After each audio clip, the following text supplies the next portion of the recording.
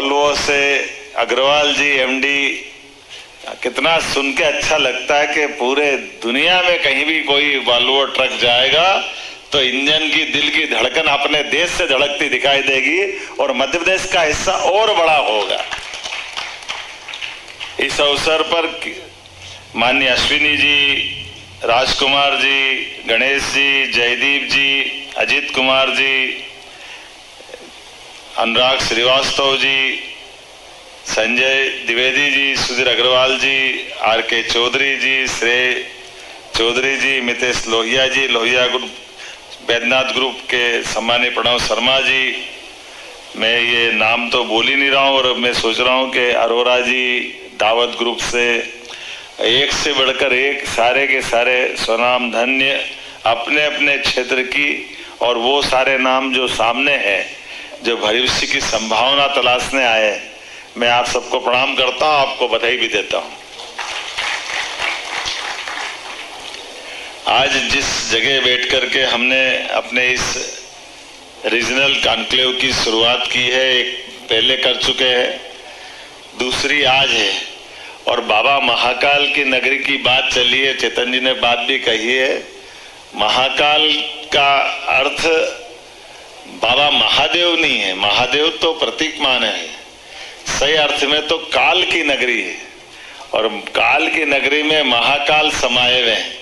और उस काल का मतलब समय बदल रहा है, और बदलते समय में दुनिया में यशस्वी प्रधानमंत्री के नेतृत्व में भारत ने अपनी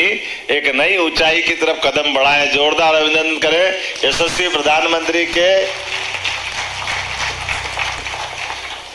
साथ चलने के लिए तत्पर मध्य प्रदेश, जो उनके शब्दों में डबल इंजन की सरकार, और हमारी अपनी डबल इंजन की सरकार में बड़ी संभावना अपने देश की, जो वास्तव में बात तो वही है, हजारों हजार साल से भारत की पहचान अपनी अलग प्रकार की थी, काल के प्रवाह में उस पहचान पर कोई ग्रहण लगा,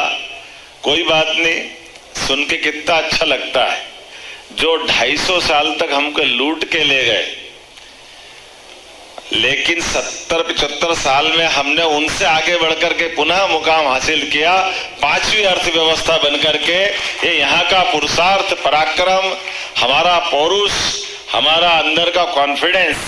और हमारी अच्छाई है कि काल के प्रवाह में जैसे स्प्रिंग को जितना चाहो दबा लो, जैसे ही छोड़ोगे वो उछल करके वापस अपना स्थान ग्रहण करेगी।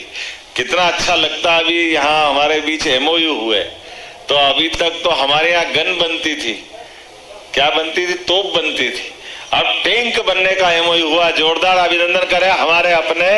रक्षा संस्थान के माध्यम से। नहीं, एक करवट ले रहा, समय बदल रहा है, और यहीं पे 16 औद्योगिक पार्क महाकौशल में जो विकसित किए जा चुके थे, 517 एमएसएमई की इकाइयां स्थापित है, 5,725 करोड़ का रोजगार 20,000 लोगों को मिल रहा है। अब 20,000 लोगों के रोजगार के बलबूते पर, लेकिन आज भी अब जो बदलते दौर में लगभग 25 इकाइयों का भूमि लोकार्पण और 50 से ज्यादा इकाइयों का एक साथ, ये कितना अच्छा गुलदस्ता बनाया है। सभी प्रकारों को चीज को समेकित रूप से जोड़ने का प्रयास किया, जहां हमारे अलग अलग विभागों ने विभाग के माध्यम से भविष्य की ऊंचाइयों के लिए उनने लक्ष्य भी तय किए, उसकी विशेषता भी बताई, अपनी पॉलिसियों पे बात की, अलग अलग सेक्टर के अंदर। जैसे उदाहरण के लिए हमारे माइनिंग सेक्टर की बात आती तो केवल हमसे आगे उड़ीसा ही है, उड़ीसा के बाद मध्य प्रदेश है। लेकिन मुझे इस बात की और प्रसन्नता है कि हमारी खदानों को नीलामी की जो प्रक्रिया है,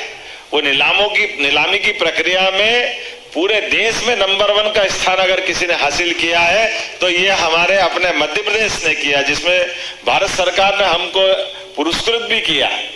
कोई भी सेक्टर का व्यक्ति, चाहे माइनिंग के अलग अलग विधाओं में जिसको जैसे चाहिए, साफ सुथरे ढंग से हर एक माइनिंग में वो नीलामी में भाग ले सकता है। और अब जो संभावना आगे चल करके आ रही है, जिसमें खास करके कोल ब्लॉक की आपने बात कही है, दुनिया में तो अलग बात है, लेकिन भारत के अंदर हीरे के लिए मध्य प्रदेश का स्थान कितना अच्छा लगता सुन करके कि हमारे यहाँ हीरा निकलता है, लेकिन हीरा निकल के तराशने के लिए अभी कहीं और जाता है। कोशिश करेंगे कि यहाँ का हीरा यहीं तराशा जाए, इसका उद्योग भी यहीं लगे तो और आनंद बढ़ जाएगा। वनों के मामले में लगभग मध्य प्रदेश का 31% फॉरेस्ट एरिया हमारा है, लेकिन देश के भी 12% के अंदर हमारी अपनी गिनती होती है और बड़ी संभावना है लकड़ियों के लेकर उसके बाकी सारे रिजर्व फॉरेस्ट के अंदर हमारी जो टूरिज्म की संभावना छिपी हुई है। मैं दोहराना तो नहीं चाहूंगा क्योंकि समय बहुत हो गया, लेकिन ये मान के चलो कि सरकार के माध्यम से सभी प्रकार के क्षेत्रों में शिक्षा, चिकित्सा, अरविंदो मेडिकल कॉलेज वाले माननीय विनोद भंडारी जी ने हमारे अपने लिए भविष्य में हेल्थ के लिए भी एमओयू किया है। और ऐसे एक नहीं, लगभग मध्य प्रदेश एकमात्र ऐसा प्रदेश है जिसने 3 साल से भी कम समय में 12 यूनिवर्सिटी से छलांग लगाते हुए 52 विश्वविद्यालयों के माध्यम से हमारे अपने शिक्षा के मामले में भी रोजगार की संभावना है और शिक्षा के मामले में बड़ी संभावना मध्य प्रदेश से है, जिसके आधार पर हमारे मेडिकल कॉलेजों की संख्या 5 से खसक के 25 की तरफ जा रही है। ये मैं आपको बधाई देना चाहता हूं और बड़े पैमाने पर इसकी संभावना भी है कि प्राइवेट सेक्टर के अंदर में भी हम उसी प्रकार से आगे बढ़ रहे हैं। जैसे अलग अलग क्षेत्रों के हेल्थ के मामले में बात कर रहे हैं, कुल मिलाकर के जो इंडस्ट्री को लेकर के, इंडस्ट्रियल एरिया को लेकर के, यहाँ जो अलग अलग प्रकार से फार्मा की अगर बात करें तो फार्मा सेक्टर में मध्य प्रदेश में 275 से ज्यादा इकाई है। अकेले पीथमपुर में 80 से ज्यादा फार्मा इकाइयां हैं और प्रदेश में 160 से अधिक देशों को फार्मा प्रोडक्ट हमारे द्वारा निर्यात किया जाता है। ये ज्यादा गौरव की बात है। मैं एक बार बधाई देना चाहूंगा, ये छोटी छोटी बात नहीं है, बड़ी बात है। 160 देशों को फार्मा प्रोडक्ट अपने यहाँ से निर्यात होता है तो जोरदार ताली तो बजती है, ऐसा तो लगता नहीं है। आपके प्रोत्साहन से ही बात बनेगी। देश की प्रमुख फार्मा कंपनियां माइलन, तेवा, मैगली आर्ट्स, Aristo,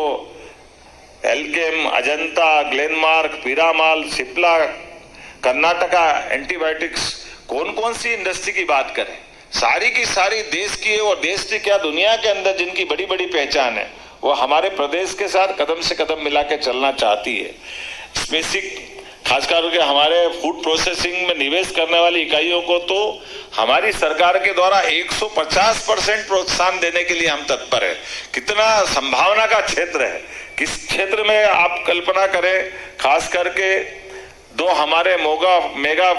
food park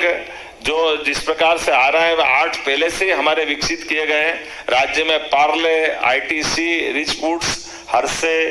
मॉडलोज, Daawat Foods जैसे ब्रांड्स की 70 से ज्यादा इकाइयां यहाँ कार्यरत है।